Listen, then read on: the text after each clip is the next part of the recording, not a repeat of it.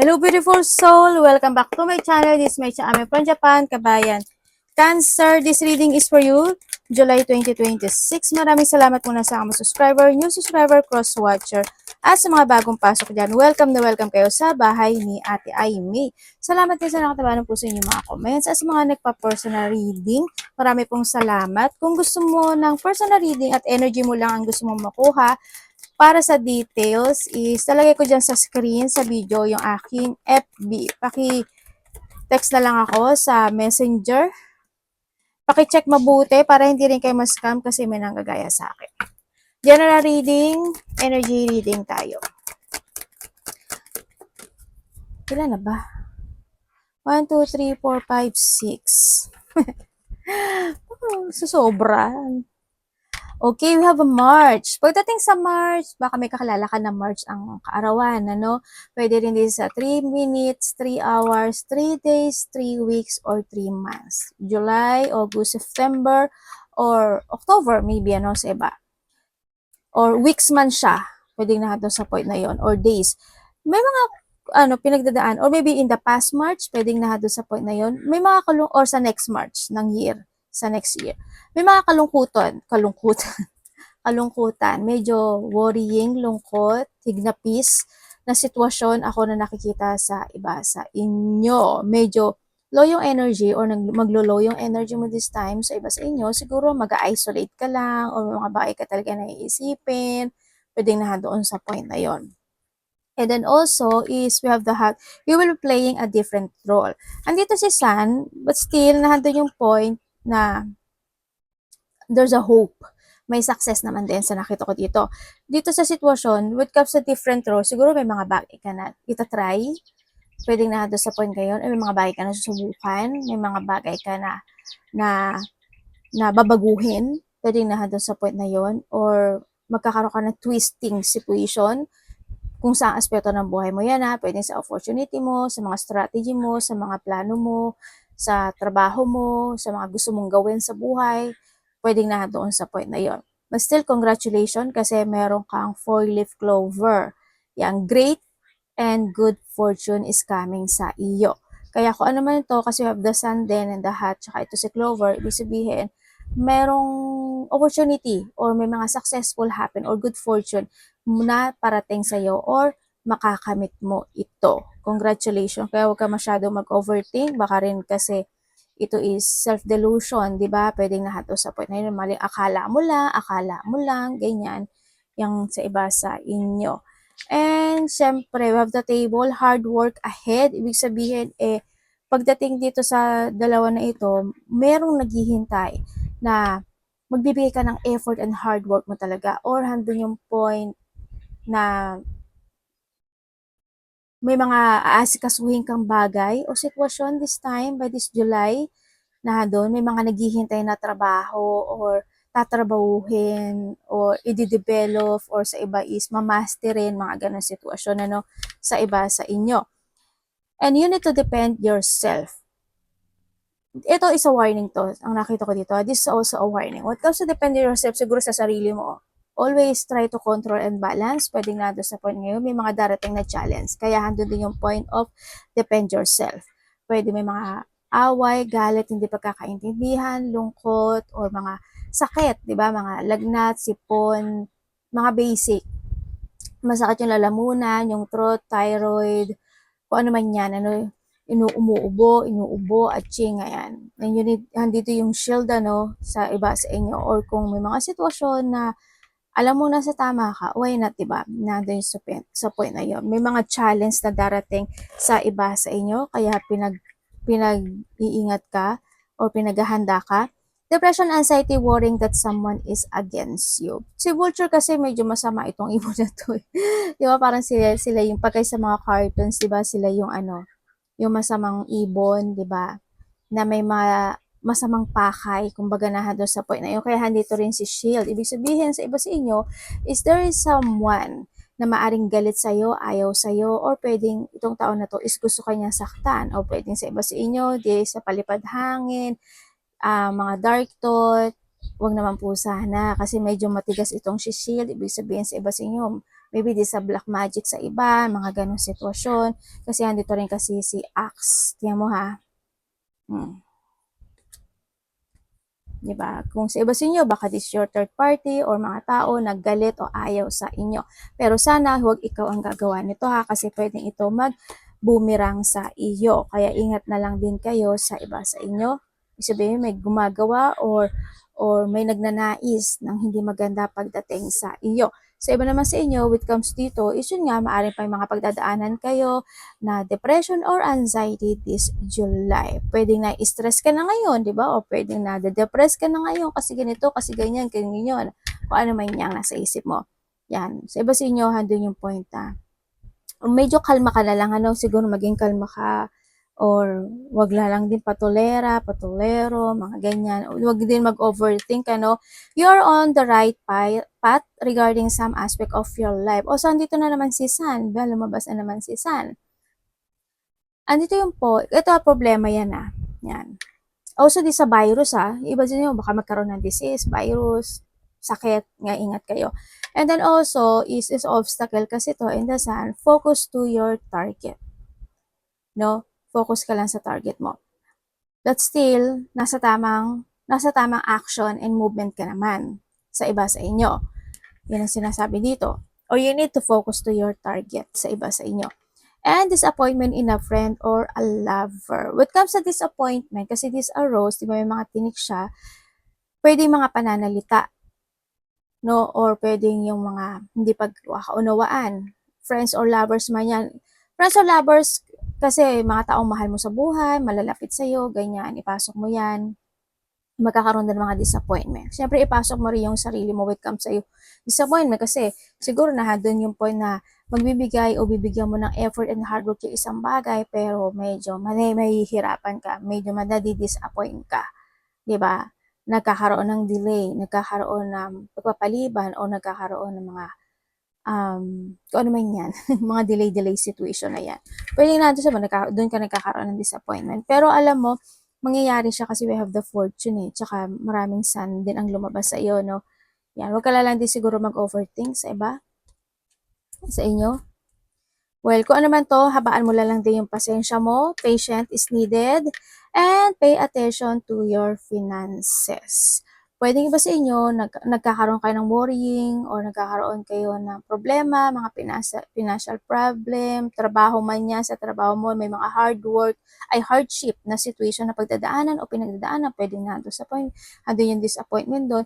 Pero mag-ingat ka pa rin when it comes sa finances mo, no, sa iba sa inyo. Kasi, pwedeng when it comes sa vulture, tsaka si shield, the end kasi, and tsaka si table, is pwedeng may tao na lilinglangin ka, dadayain ka, o lolokohin ka, o gagansyoin ka, or pwedeng lalambingin ka niya, tapos hindi naman pala. Diba? Mga ganun. Basta mag-ingat kayo, nasa inyo naman yan, nasa action, and mag-trust ka lang din sa intuition mo, o wag din masyadong mas maraming lumalabas na sa pumapasok. You need to think wise, or mas maging wiser ka this time sa pagpapatakbo ng iyong kaperahan, lalo na kung hindi naman gano'n na stable o hindi pa stable yung pera mo, di ba? Mas maraming lumalabas. Kailangan magkaroon ka talaga ng controlling, no, pagdating sa sitwasyon. Give your effort kasi baka mamaya at the end wala na palang nakalatag, di ba? Wala na palang nakatago. Ingat pa rin kayo sa sitwasyon kasi also the shield. Takpan natin. Ay, dito na lang siya. Ingat na lang kayo, nasa inyo naman yan. Pag-isipan yung maigi. Okay?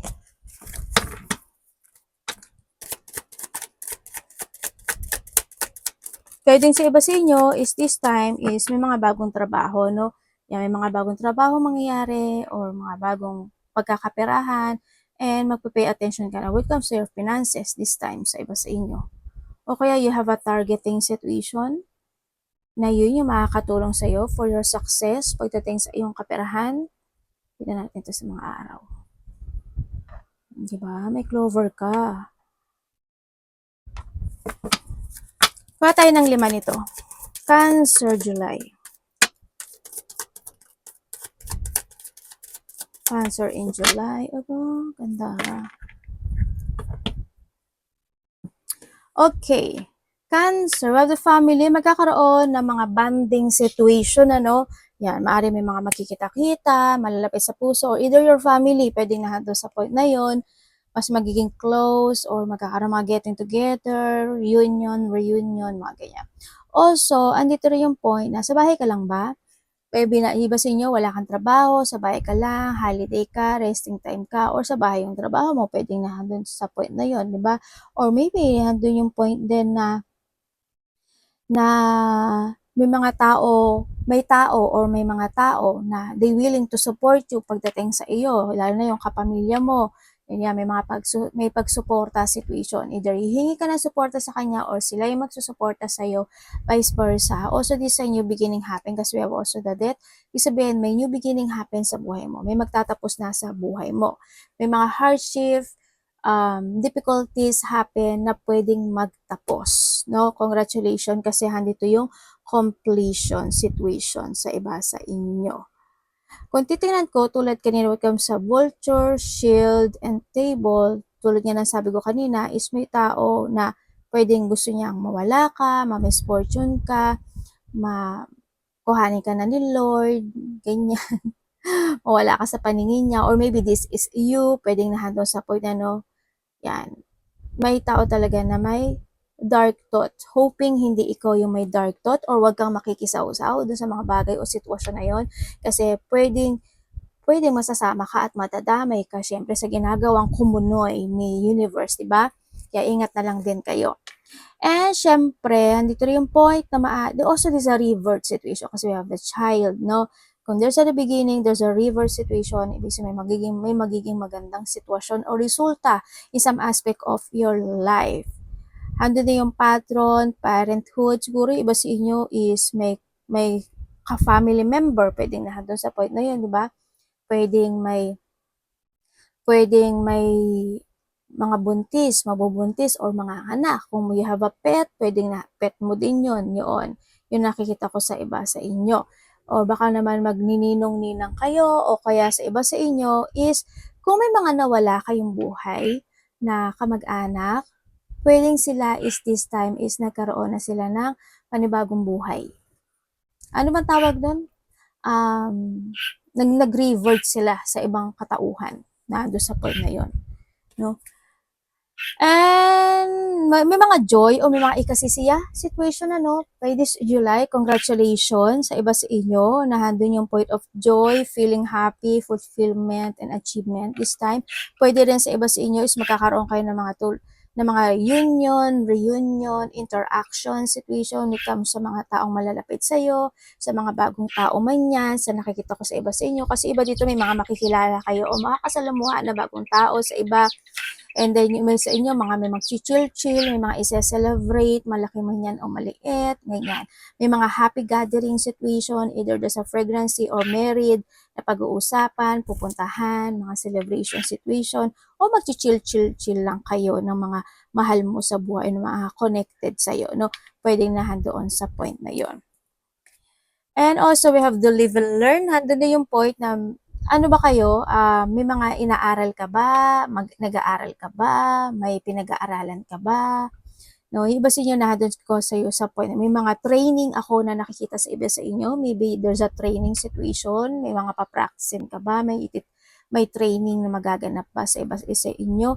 Yan, may mga pagsusulat o pagre-review or pwede rin may mga writing situation, ganyan. May mga development also, no? Kung titingnan ko dito when it comes sa yung card, kasi may mga developing and growth happen into your life. May mga bagong experience ka daw na gagawin or maybe sa iba sa inyo is this is a new experience. Siguro may mga trying situation ka sa iba, pwedeng nandun sa point na yon. Kung ano man yan. Halimbawa, ay tatry ko to, bibilin ko to, itatry ko to, pupunta ako dito, tatry ko to. Mga kung ano man yan sa iba sa inyo. Yan. And then also, we have the real estate. This a wealth to. We have the four-leaf clover, di ba? Also, we have the wealth. May mga mega project. Congratulations. May mga opportunity, mega project, passion, creation, or pursuing goal. Also, this is a victory and success din pagdating sa iba sa inyo. Nandito rin na yung point na maybe you are thinking more when it comes to your investment. Ano, maaari may mga pinag-aaralan ka na ngayon, may mga sinisiyasat ka na ngayon na ganito. Maybe you have a listing situation. Okay, number one, ganito, mag-iipon ako ng pera, na ganito, magbibili ako ng bahay, ganyan. Medyo may mga ganun pattern na sa iba sa inyo o magkakaroon ka ng mga pattern situation in some aspect of your life. Yan, may mga investment situation, baka naman bibili ka ng condo o tirahan something, pinaka lahat na yun. Ibig sabihin bahay, lupa, or investment, condo, subdivision, something, pwedeng nahandoon sa point na yun, no? O kaya nagbabayad-bayad ka pa, diba? May mga bagong susi ka na matatanggap sa iba sa inyo, pwedeng nahandoon sa point na yun. And also this a wealth, maganda to kasi it's more on growth tsaka achievement and fulfillment kasi ito. Congratulations sa iyo mga ma-achieve this time. Yan. Ang ganda ng card mo. New beginning to. It's more on transformation. May paglipat hindi ko alam in what way. Lilipat ka ba o magkakaroon ba na, tulad sabi ko, magkakaroon mga twisting situation na mga bagay-bagay o sitwasyon mo. Halimbawa, twisting. Halimbawa, ito yung plano ko pero nabago, na twist. Ito yung action ko pero na twist, na iba yung date, na iba yung araw, pwede mga ganun, sa iba sa inyo. And then also is also mga unexpected changes, there's a new start, a new beginning happen into your life. Mga paglipat din siguro sa trabaho is paumaga, patanghali, panggabi, section 1, section 2, section 3, yan, may mga aralin ka ng mga bago, o baka may mga ititrain ka, o magtitrain ka, mga ganun. Ikuhanin mo lang yung sa'yo doon. Cancer.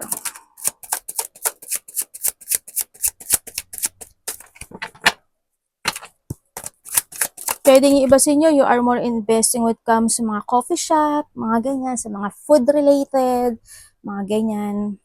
O kaya sa mga, nagbebenta ka ba ng mga bahay, lupa, condo, mga ganyan, sa iba. O nagbabala ka, pwedeng nato sa point na yon. Kung nahadot ka sa sitwasyon na yon, magiging maganda yung resulta niya this time.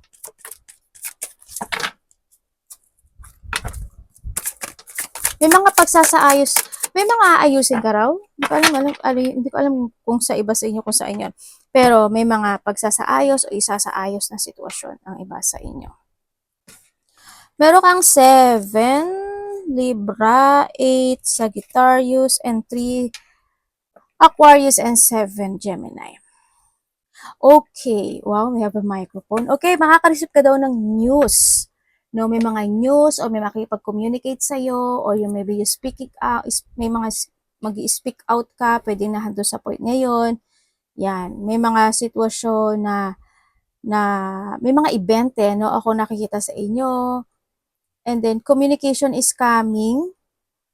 Andun din yung point na maybe you are in a social media or you have a networking o kaya is artista ka or sikat ka, or may mga recognition situation, pwedeng nahado sa point na yon. Yan. May mga situation din ako na, alam mo yung yung parang may mga trending situation. Halimbawa, kung nasa social media ka or anumang platform na meron ka, handin yung siguro mas papasok ka sa opportunity o sa sitwasyon na nagtitrending. Pwedeng nahandon sa point na yon. Or you need this time, kasi nahandun yung point na yon.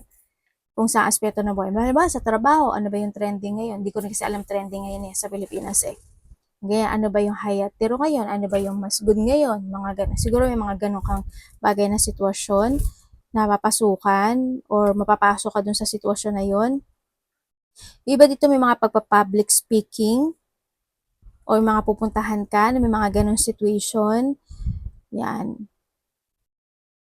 Alam mo dito sa sitwasyon, ang someone's in your back na parang hindi ko alam kung tinutulungan ka ba niya o sinusuportahan ka ba niya or mentor mo ba siya or basta they support you alam mo, na doon sa point, hindi ko alam kung sino yon. But there's a person na ganon ang nakikita ko sa kanya. Or maybe this is you.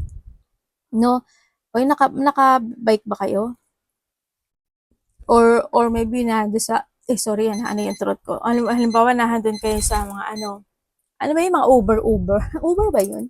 Yung mga, yung mga service, mga ganyan. Or baka, yun yung mga commute situation mo, di ba? Dan sa mga sasakyan kasi medyo traffic nga, lalo na sa Pilipinas. Magkakaroon ng mga moving on or tuloy-tuloy na situation. Parang may sitwasyon na malalakpasan mo na, ganyan. Alam mo, medyo may lungkot, worrying, isolation, o kaya is regretting man yan, or failing situation, this time may move on. No, or either you moving on, or someone's moving on, or may mga, naglalakad na patungo in the future yung situation ng iba. And then also is swift action. Sabi ko na to, no? We have this swift action sa iba sa inyo. Sa iba naman sa inyo is kinakailangan daw na mas mag-put effort ka pa daw sa sitwasyon mo. Yan. Ibig sabihin, don't stop. Yan. Kung kinakailangan, kasi 'di ba ang buhay naman natin, araw-araw tayong kailangan may natututunan. Araw-araw tayong nag-aaral kasi nasa 3D world tayo, 'di ba? 'Yon. Sa iba sa inyo is mas kailangan nyo magbigay pa ng effort sa mga plano mo to achieve this clover or yung victory and success mo sa buhay. Yan. May mga ano ba yun? Ito na yung freedom, yung tulad ng sabi ko when it comes to moving on, may mga freedom situation ako na nakikita sa iba sa inyo. Lalaya ka na sa sitwasyon na hindi nagiging maganda or maybe you're feeling stuck doon or na-stagnant ka. May paglaya na magaganap o mangyayari. Pwedeng sa relasyon yan, pwedeng sa sitwasyon na stuck ka, sa sitwasyon kung saan na-trap ka, pwedeng na doon sa point na yon. And then also, yung iba sa inyo is may mga toxic situation, either sa relationship, sa kasamahan sa trabaho, sa mga sa paligid. Yan, na doon sa point na yun, handun yung point then na may mga betrayal na nagaganap o magaganap. When it comes to betrayal, hindi lang yan mga karelasyon na, pwede yan mga kapatid, mga kasamaan sa trabaho, mga connections, ganyan, sa iba sa inyo. Mag-ingat na lang kayo ha. Yan, may danger situation daw, may mga unexpected attack situation, may tao na magiging tuso pagdating sa iyo, may mga sneaky person, panglilinglam, pandaraya, manipulative. Yan, may tao na medyo hindi magiging maganda yung salita niya pagdating sa iyo, or maybe this is you, may nakita akong pupo. Yun ang nakikita ko sa iba sa inyo. Baka makakita kayo ng spider, Ingat na lang din kayo, baka may makagat kayo ng spider, o kaya is may makikita kang spider. Yun ang nakikita ko sa iba sa inyo. Yan, basta there's a warning situation lang naman. Pero kung mag-ingat-ingat din kayo when it comes to traveling o kaya pagsakay-sakay sa mga vehicles kasi mag-pray kayo palagi, no? Baka either may ma-receive kang news or baka ikaw ay nakasakay doon, di ba? Ingat pa rin kayo sa mga vehicles basta may gulong. Magkakaroon ka na maraming options sa buhay no? Yan, medyo may mga adjustment situation ka daw na gagawin. May magkakaroon ka ng mga choices in life. Basta dahan-dahan lang. Make sure yung mga choices nyo, huwag ka magmadali. Yun ang nakikita ko sa iba sa inyo. And then, enjoyment is coming. Magiging, iba dito, either busy kayo, marami kayong multiple priorities o multitask na gustong gawin o gagawin this time. Sa iba ganun. Ako nakikita. May mga bagay ka na gusto mong gawin Yun ang sabi dito. Yung parang magiging ka, iba dito free will situation, mga ganun sitwasyon. Pero mag-ingat ka pa rin sa mga danger situation happen. Kasi may mga unexpected situation ako nakikita sa iba sa inyo. Mag-ingat kayo sa mga iniinom kinakain nyo, baka mamaya is sigmurain kayo, ma-poison kayo, o kaya baka naman luma na yon, expired na yon, 'di ba? maging aware kayo ha, maging aware kayo. Baka mamaya umalis kayo, nag-CR lang kayo, tapos hindi nyo alam, meron palang nilagay na hindi maganda doon sa inumin nyo. Naku po, mag-ingat po kayo. Okay? Arigato naman, God bless.